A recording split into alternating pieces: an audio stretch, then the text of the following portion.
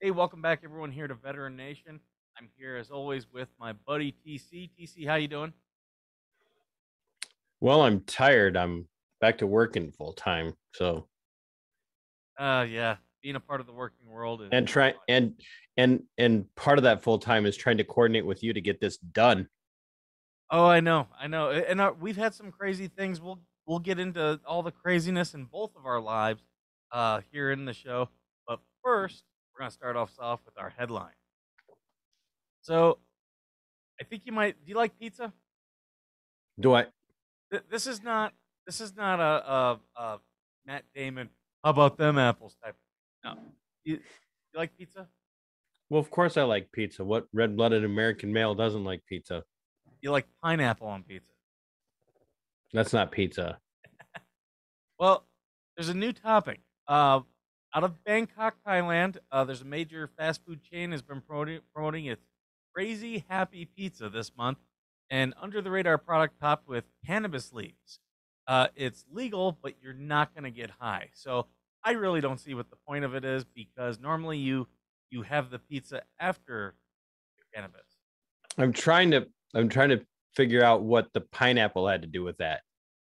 I just know some toppings some people just don't agree with. Pineapple and anchovies do not belong on God's gift to food. Uh, there are people on both sides who'll fight with you. I'm not really going to be one of them. But yeah, that's a pretty funny story out of Thailand. I'm Uh, trying to how do they know I'm not going to get high eating it? And what's the point of it? I don't. Why you put know, cannabis on it if I can't get high? just like when they did the beer flavored ice cream, I just don't see what the point is. It's non-alcoholic. You know, No one just give drinks me a beer. beer strictly for the taste. That's yeah, just give me a beer.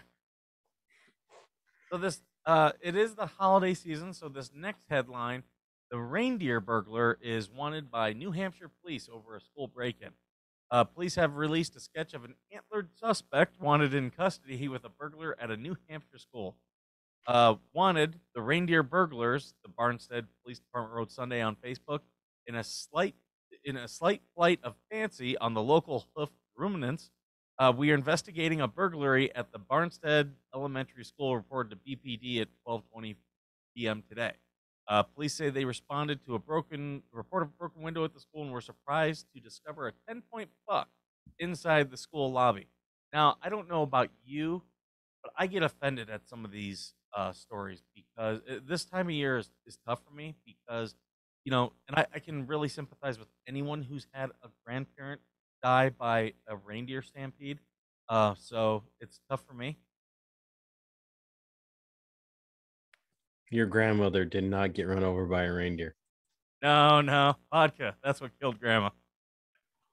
Well, I'm offended at the fact that people still like no one knows how to count a rack anymore. Like you could tell that's an Eastern story because on the West, out in the West, the hunters would be going, that's not a 10 pointer, that's a 5 pointer. Yep.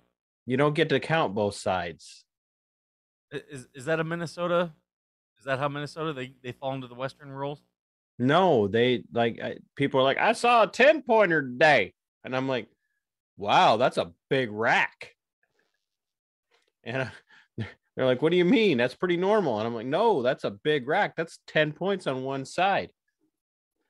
Or Well, we were talking, or we're talking about their stint at the local dive bar. One of the two. you said it. I'm staying out of trouble this or trying to this episode. Mm-hmm. I'm gonna get emails. I'm gonna get emails. I just know it.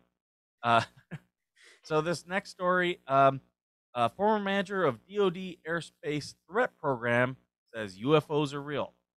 Something extraordinary was revealed today. Former high-level officials and scientists with deep black experience who have always remained in the shadows come forward on one platform. These insiders have long-standing connections to government agencies, which may have programs investigating unidentified aerial phenomena.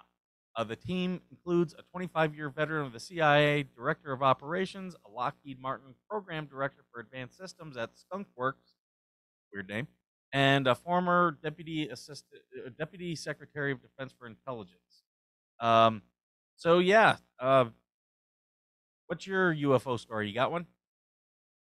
I see lots of unidentified flying objects pretty Uh, much daily. I really can't wait for this spring. So I'm gonna tease a little something for the viewers. No, no, Where you're I you're gonna tell them about your convention, aren't you? well, it's not my convention.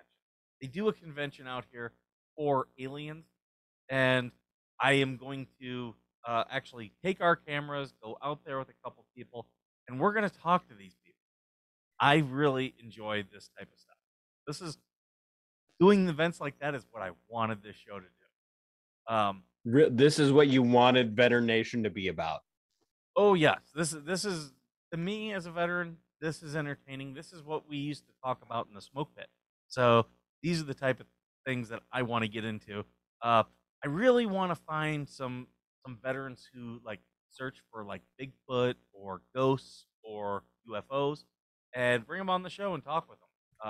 Look. So I could get on board with like going after Bigfoot because I mean, if you've lived anywhere in a heavily wooded area, you could see how a large primate. I don't care which way you slice it. You could understand how a large primate may or may not be able to subsist in an area. Like the part of Minnesota that I live in, we have an area that's referred to as the Big Woods. I could see how an animal like Bigfoot could survive. I mean, not very well undetected, but you could understand.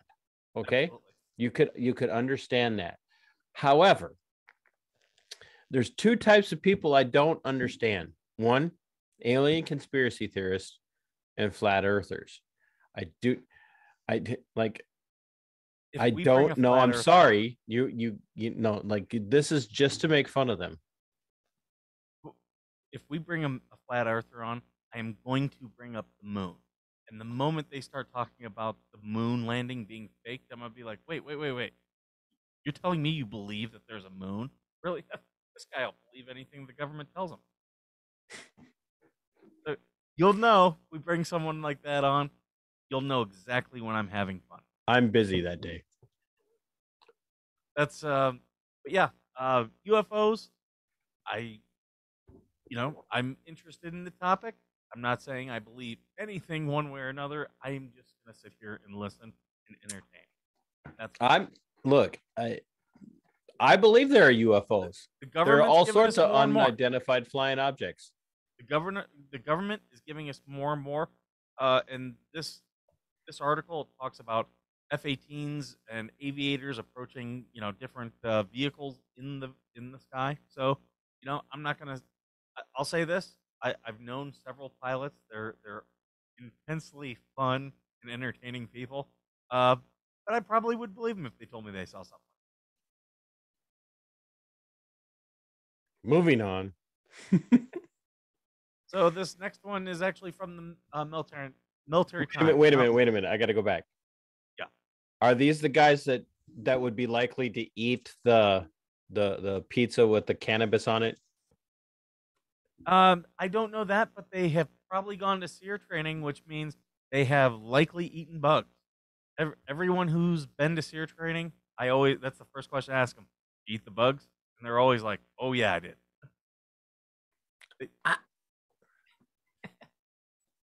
It, They'll never hesitate to tell you that they've eaten bugs, what type of bugs they eat, and which ones they prefer. So yeah, this next story comes from the Military Times. The American people are losing confidence in the military, according to a news survey published Wednesday. But more research will be necessary to dig into why. Well, I think we all know why.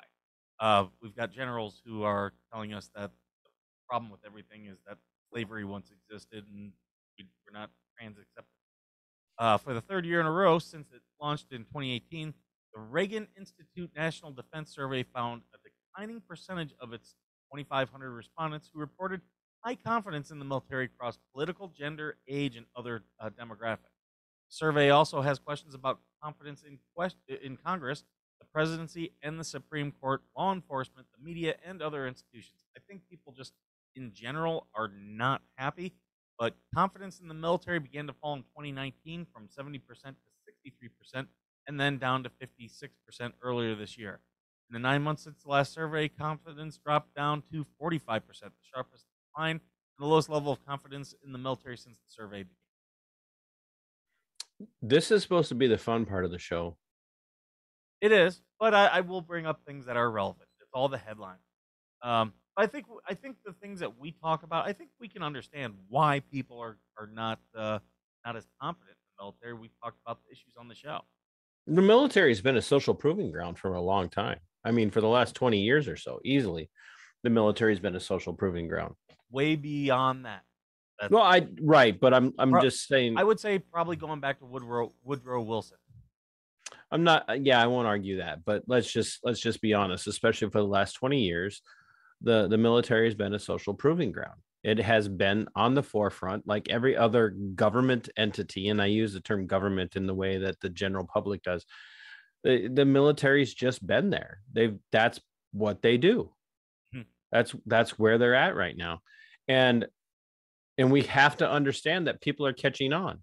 I mean, the COOF is the pandemic has absolutely blown chunks, but it's been good. It's been very good in that it's waking people up. And you and I've talked about this, Skip, for pretty much every single time we've done this now, even in our private conversations. Look, in the military, you're not a hero for just being in the military. You're not a hero for just being a cop.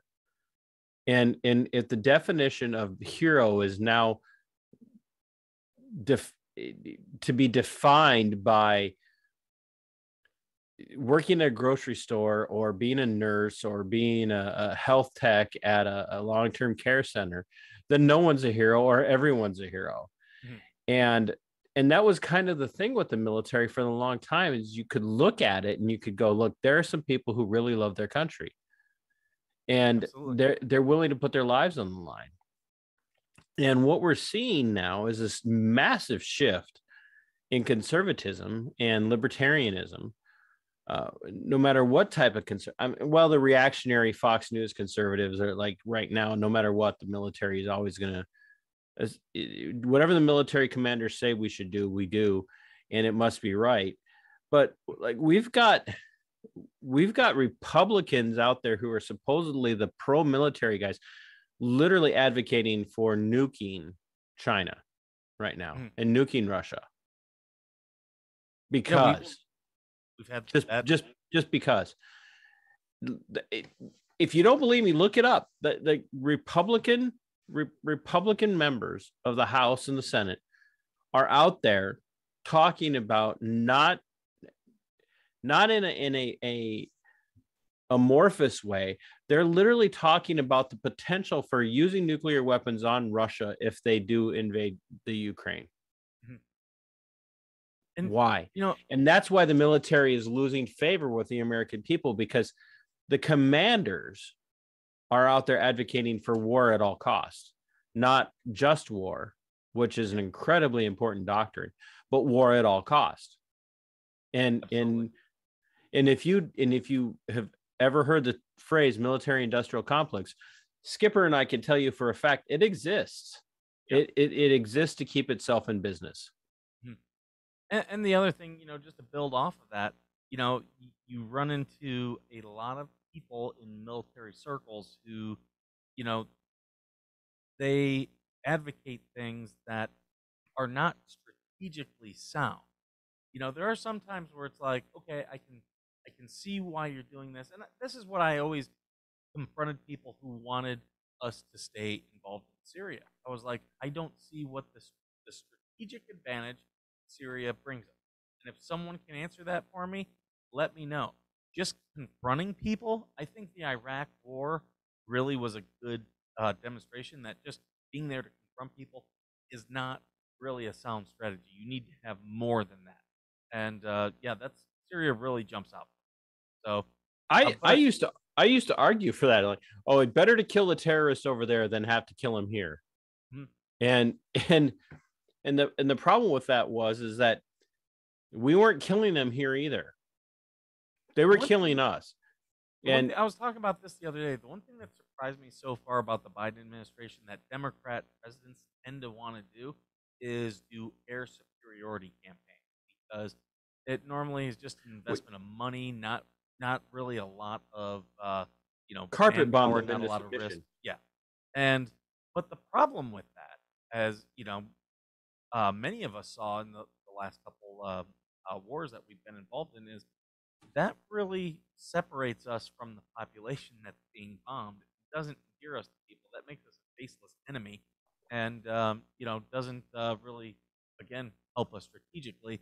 It can be used, much like a scalpel, but if you're using it like a chainsaw, it's probably not going to be very effective. Well, let's just be honest. When we do things like that, boy, here we go. When Theory we can get edits more into it, that's fine. When Theory edits this, I'm going to be in so much trouble.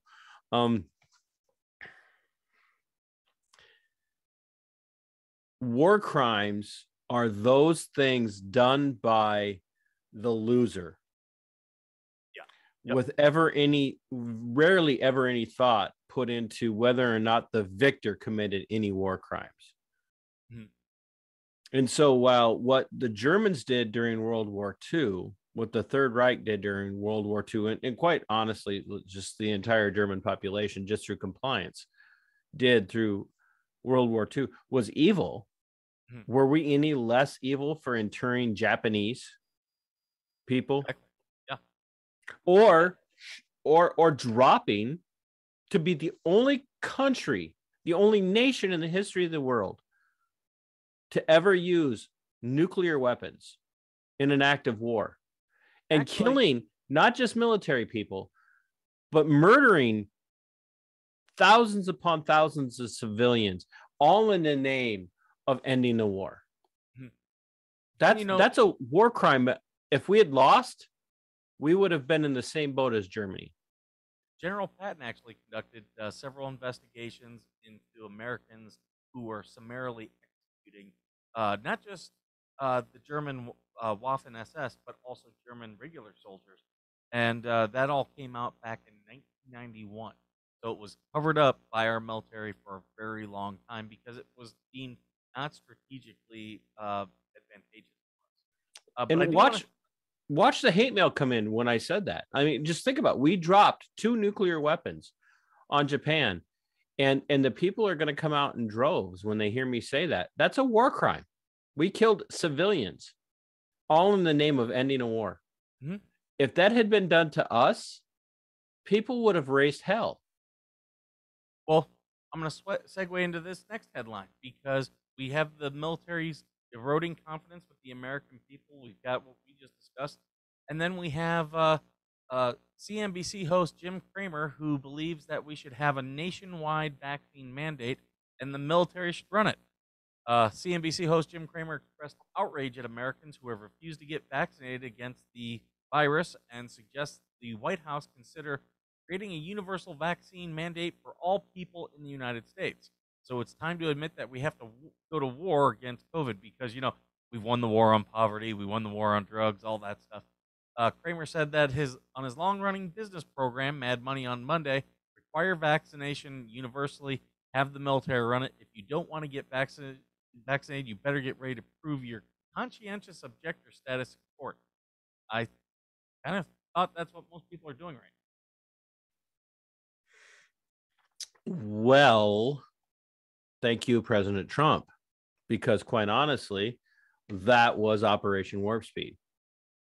Was the military being used to disseminate the jab across the country at rates that were exponentially higher than anything we could imagine. And so, quite frankly, this isn't anything new. I mean, just think about the fact that the Constitution protects American people from having the American military used against them in any way, shape, or form. But yet, after Hurricane Katrina, the 82nd Airborne Division was deployed to New Orleans for peacekeeping operations, rescuing and peacekeeping. Fully armed. And our now former president, Trump, stated that Operation Warp Speed was going to be run by the military. We've got here in Minnesota, allegedly, we've had photo ops, but I don't know how true it is. Military medical personnel being moved into the state of Minnesota to help with our overburdened hospitals. I wonder why our hospitals are overburdened when we're firing medical workers for not complying. And so this is part and parcel. I'm sorry, all of you war hawks in the Republican Party, all of you war hawks in the Democrat Party, this is what you get. You've created this monster. This is on you. I have no problem with creating any type of vaccine. I think it will always be optional. But here's the one problem I do have with people who, weigh in on certain issues. It should be a private medical decision for all of them. Don't go onto social media. Do not share your status to anyone else. That's very much the look at me stuff that we see too much of in our society. It's virtue signaling. And the thing is, when it comes to these employer mandates and things like this, all you're doing is putting yourself in a corner and you're limiting your options. So don't take it anywhere or anything. If your employer says that you have to take it, don't say, "Oh, I'm not taking it. You're not going to make me," because that'll get you fired. What you need to do is just ask questions. Be like, this is a private medical decision, is it not? Do I have to disclose private medical decisions to you? Things like that. Ask those questions. Leave yourself options for later on. So that's just my 2 cents on Well, it. I've been telling people frequently, if your employer is demanding that you have a let's say a religious exemption, when you comply with that, you're actually putting your employer in the position to judge whether or not your religious exemption is valid. Mm-hmm. And who is your employer to tell you whether or not your religious exemption is valid? Mm-hmm. Yeah, you're not. Most states have on the books laws that protect you even in private employments, in the private employment sector, from religious discrimination. We're seeing a lot of these mandates get knocked down by judges. It's all going to go to the Supreme Court. It's been taking a long time to get there. I don't see us knowing this time next year what the Supreme Court says. The Supreme Court will, and I've seen a couple cases where they're like, oh, they let the mandate go. No, what they did was they knocked the case back down to a lower court, and they're letting it work its way through the courts. Totally get it. That's what the Supreme Court likes to do. They're not going to weigh in until we force them to weigh in. And doing more and more lawsuits, supporting groups who, on either side that you're on, doing opinions as friends of the court, things like that. That's what's going to help move this along. Our last story here is actually kind of a familiar one for us in the Marine Corps. It goes to the military and the water on base. This is about the water on... There are no ninjas involved in this story, correct? No, this is a ninja-free headline.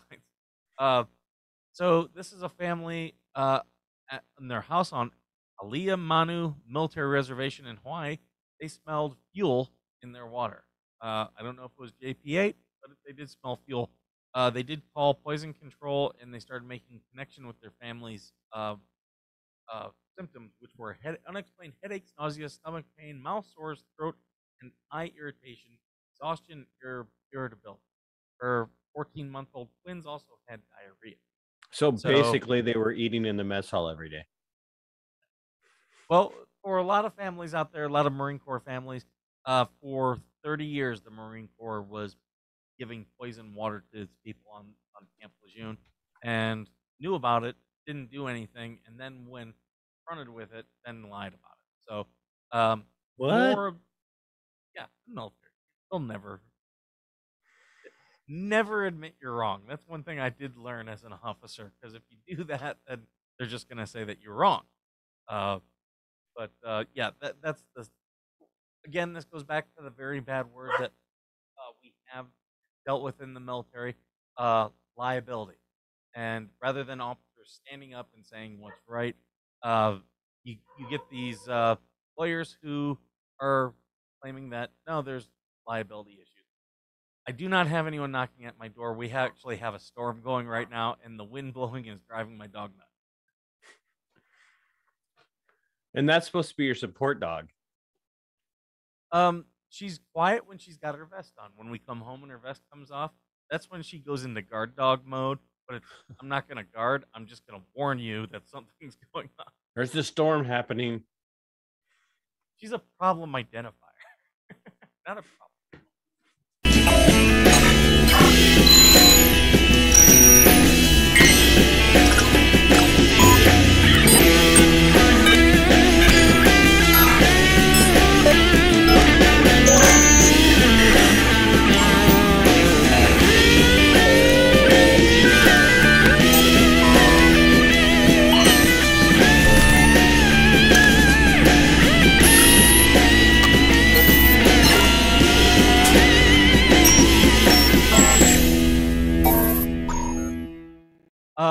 But no, we haven't been able to do one of these in a couple weeks. We both have had some very exciting things.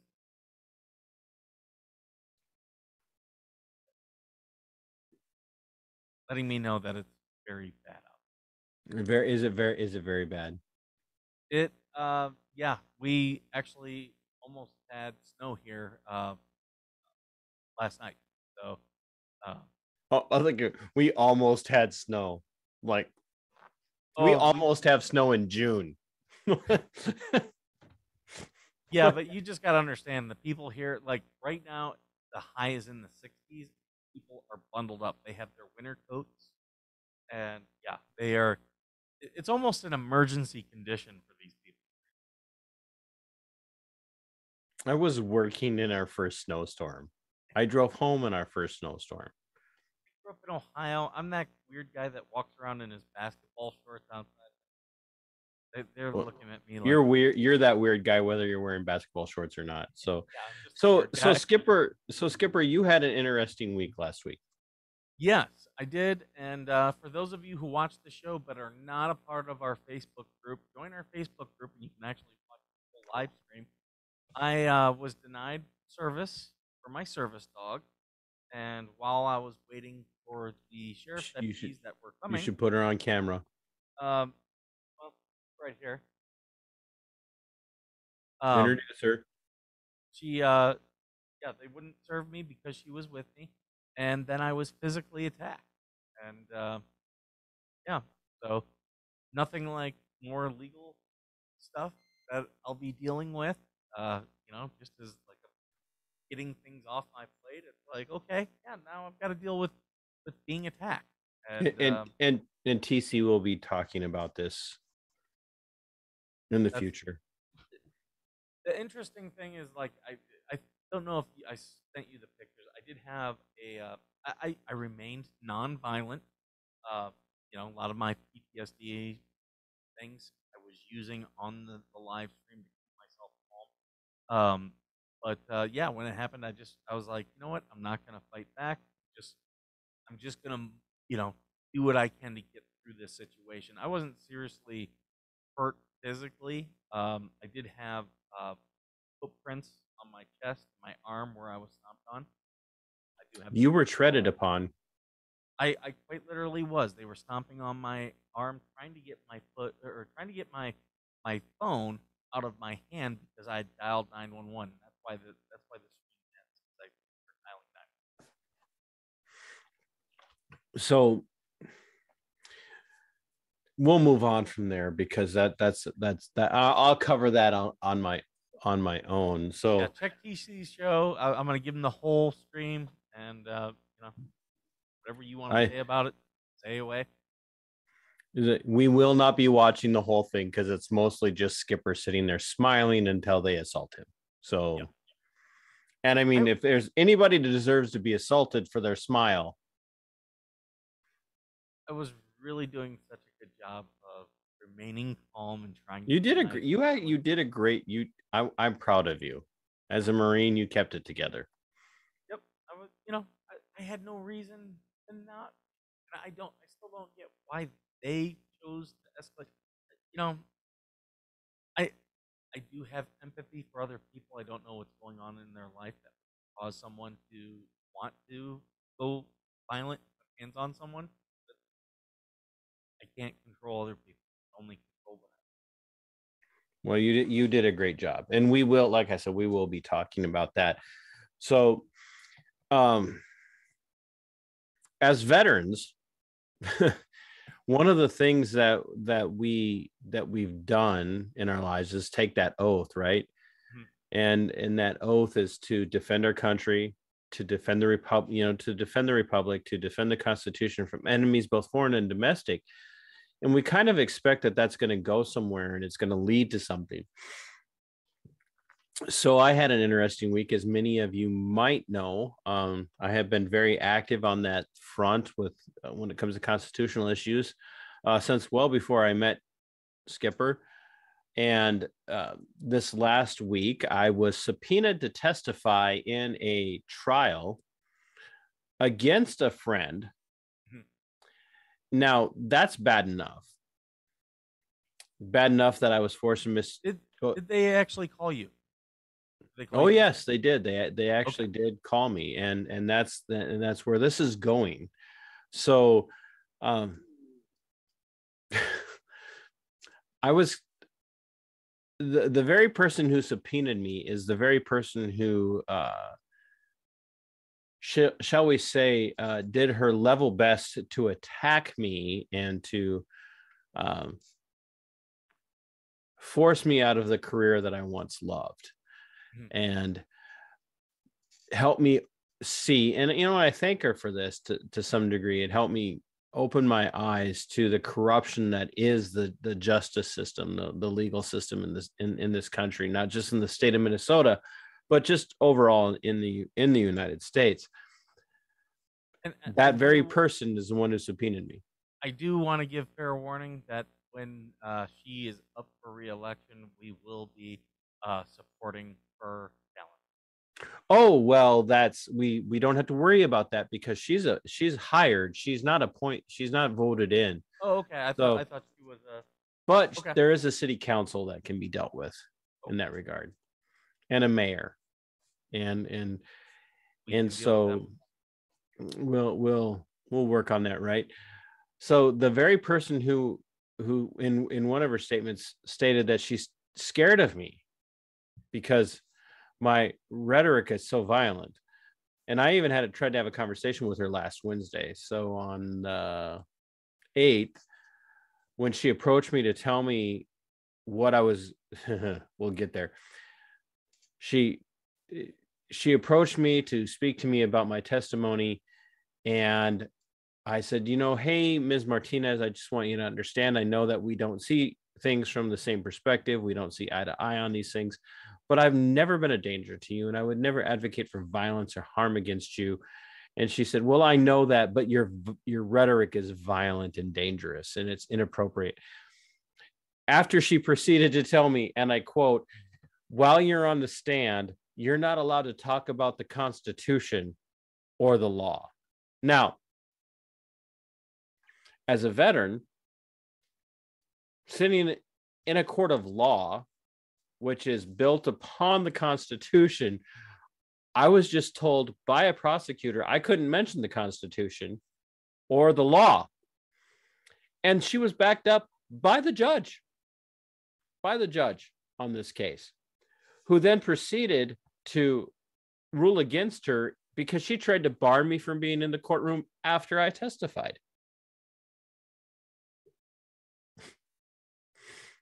I mean, So, yeah, that's a pretty basic procedure of you're sequestered before your testimony. You give your testimony, and then you take a seat in case you get recalled for something. and the defense, who is my friend, made it very clear they weren't going to call me as a witness because they've never denied that they resisted the governor's orders ever. They've never denied that. They've been very forthright from the beginning. Yeah, Let me we ask you this: refuse to obey the governor. How is Lisa doing? Because they had the verdict. Her defense was very limited because, as you noted, the judge took a lot of the prosecution's Told her limitations. Yeah, told her she couldn't talk about the Constitution or the law. How do you defend against that? I would hope that her lawyer has a good appeal plan. But how is she doing? Honestly, I can't give you a personal testimony to how she's doing because she's incarcerated. The judge gave her 90 days. 90 days on 6 misdemeanor charges. Misdemeanor charges. After dressing her down in the courtroom and attacking her character, attacking her, comparing her to a DWI or DUI suspect, comparing her to a drug offender, comparing her to a career criminal, habitual criminal, and saying he was going to make an example of her. He told her he was going to make an example of her. And then gave her 90 days. And sadly, the first 14 of her 90 days will be spent in isolation because, the COOF is so dangerous that they have to keep her isolated. And that's actually pretty normative in the state of Minnesota right now, pretty much across every detention center. So it's not like she's being disciplined at a level higher than other people. It's just the way they do it. Mm-hmm. Sorry about that. Yeah, no, it's late at night for you. For me, it's still a little bit early. Well, I hope she's doing well. The last report I had is their spirits are high. I was able to pray with her before the jury came back. We got word on Thursday. If I remember correctly, the time frame was Central Standard Time. The jury was charged at 2:30 roughly, and they came back at about 3:30 with a verdict. We rushed back to the courtroom. I was able to pray with her in the courtroom right before the jury and the judge came back. And well, if you do talk to her, let her know we all support her when she gets out. We want to have her on the show. We want to not stop talking about all these things that they're doing up there. Right, and we want the hashtag Free Lisa Hansen. It's FreeLisaHanson. Hashtag Free Lisa Hansen. We want that to trend. Not just in the state of Minnesota, not just locally, but we want that across the country because this sets a precedence for those of us who swore an oath and who have continued to take that oath very seriously. Like, this is a travesty. She was railroaded. Yeah. I told her months ago to expect that she was going to be convicted, expect that she was going to spend some months in jail. And I knew that going in, but even knowing that, it doesn't soften the blow when it's somebody you care about and someone that you love. And I love Lisa, and I love her husband. And so, well, I didn't serve for this. She has a lot of support out there. We're gonna keep supporting her. We're gonna push this issue. Like I said, anyone who's an elected official that supported any of these individuals. Is the judge up for re-election? In 2023, I just before we started our on our radar. You're on our radar. We're gonna keep hammering this home. And before we started our show, I recorded an episode for my channel, and I want people to understand that it's incredibly important, like social activism, political dissent, political activism, civil disobedience involves making public servants uncomfortable through voicemails, through emails. They should fear us. They should fear our vote. They should. Well, they should fear our voice. Absolutely. And there again, neither Skipper and I think very freely. Skipper and I do not advocate for violence or the initiation of force. but we do advocate for action. With my issue, the fact that I was nonviolent the whole time, I know I am morally right, and I believe I'm going to walk away from this, you know, um, doing just fine. Uh, Fortunately, there are people who did not act appropriately. So, but that's what I'll tell everyone out there: be nonviolent. Being nonviolent does not mean that you can't challenge it. Absolutely challenge anything and everything that you feel needs to challenge your community. And resisting tyrants and resisting the powers that be through word, through speech, through written forms, through video, any of that, in calling for action when it comes to emails and calling for action when it comes to voicemails, that's not violence. And that's what they'll do. They'll say, oh, it's violence, it's violence, it's violence. It's not. Well, I am looking at our time. We're coming up against it, and but I do have one thing that I'm going to tease a little bit. I don't even know if they brought you in on this, but this was something I This pushed this for. is what makes our show so good, is when you surprise me with things, Skipper. This is a very happy surprise. A long time ago, they asked me what I wanted for the show, and I said, if we can get a live on-air producer, that would be great because that means we can do live shows, live streams. It also means we can have Your someone audio can get better. audio can get better. We can have people bring in. We can have that producer bring in videos and stuff like that. And it doesn't mean that I'm sitting here distracted trying to do something while you or a guest is talking. And it looks like we're gonna have Juan. Uh, Hopefully, I do know that's in the talk. So that'll be after the new year. Did you say sometime. Juan or one? Juan? Juan is his Juan. name. He's a great guy. I've worked with him in the past. Retired colonel. He's an army guy. So A retired colonel. yes, yes. He's going to be working for us. He loves doing this. He is just a fantastic guy. Loves doing this. I get to boss a colonel around. He's funny. I think as an enlisted guy, I was always bossing the commissioned officers around. But I mean, now it's official. He's got his own network, but we're sister networks and we do stuff back and forth. So he said he wanted to come in on this, and they approached me and said, "Can we make it happen?" I said, "Absolutely, I am fully on board." I don't know if they talked with you about it, but that was something that we've been in talks for a while, and no one talks to me, Skipper. Well, this is now I feel left out. Did you? This is a really good thing. Does that mean I'm going to have to get equipment? No, no. That's the thing. It means we have to do less. Our job gets. Damn, I was hoping I was going to get some equipment out of this. The only thing that might suck is it means we're going to have to create a schedule and stick to that schedule. Oh, that's not going to work for me. I know. Yeah, that's going to be a hard part about Not with my schedule now. But the good thing is, if one of us can't make it, or if we can work with that, it's just going to open a lot of doors for us.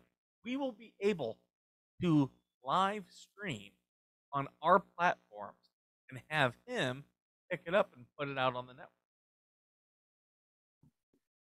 Well, that's magical. Yeah, and we don't have to do anything. He loves doing the live stream stuff. He's probably going to yell at me about my equipment, my microphone.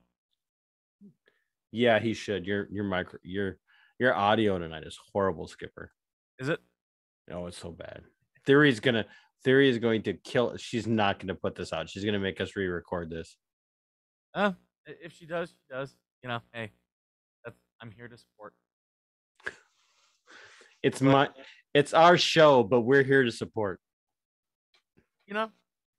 We are just the faces. We're not the substance. We're just the vapid front. Yeah, it's like We can't be the you eye don't candy and and like, hey, look, my eyes are up here, all right? we can't be both the brains and the eye candy. Someone else has. Somebody has to do the work. Yeah. But you have a new group that you have, right? A new group. Yeah, I'm sorry. I thought you had a new group. Because we'll be pushing everything out as always on Veteran Nation on our group on Oh, Facebook. on Facebook. Yeah. So uh it's so new. I have to look up I have to look up the name.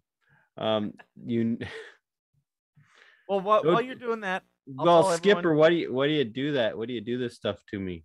I apologize, but Here we yeah, go. everyone follow us go on to Facebook to our group Veteran Nation. Both myself, TC, we post there. We got a couple of friends who are posting. Patriot Mike, I post his stuff in there. He's a really good guy, Army veteran.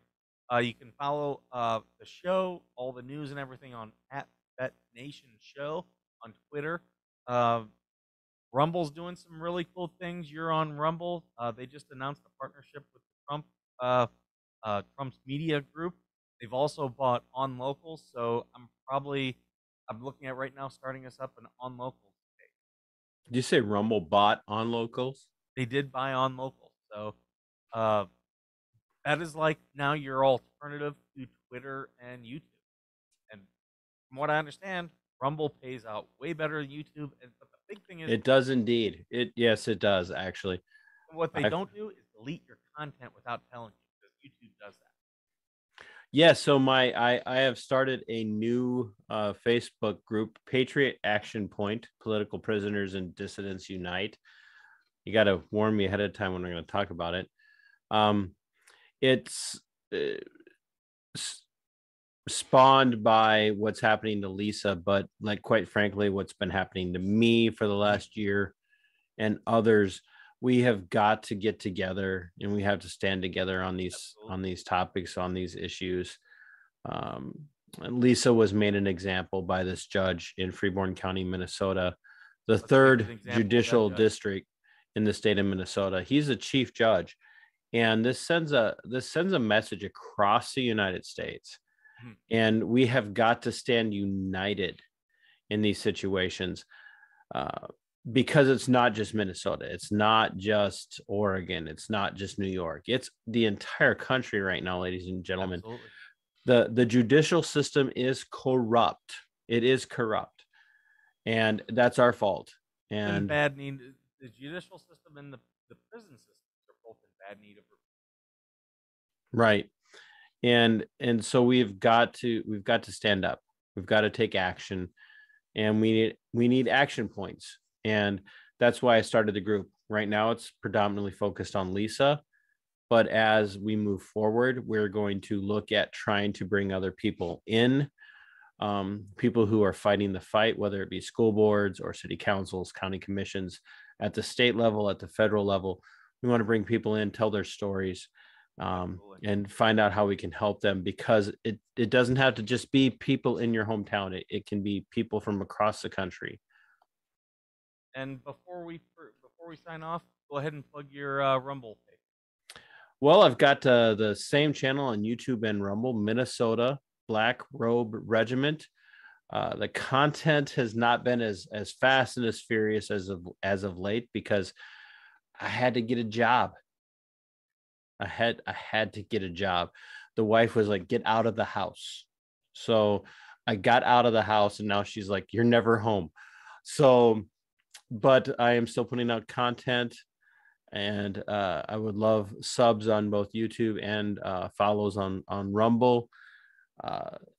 And make sure you're following us here, especially if you're a vet. We're going to be talking to some veterans from across the country. Got some stuff going on my channel this next week with a veterans ranch. And I've got another veteran here locally that we're going to be talking to. We want to help him out. 100% disability. If I remember correctly, what did I tell you the other day? I think he's living on $3,600 a month on 100% disability. A local judicial referee told him, "Oh, you have a service dog? so you can't be trusted to have your children because you clearly have problems. And Not right, and so we're going to try and get him on. We're going to platform him. We're going to platform this ranch, okay. both on my channel and here on our channel, because these things are important. Absolutely. Well, everyone, thank you for joining us on today's show. And as always, thank you for being worth serving.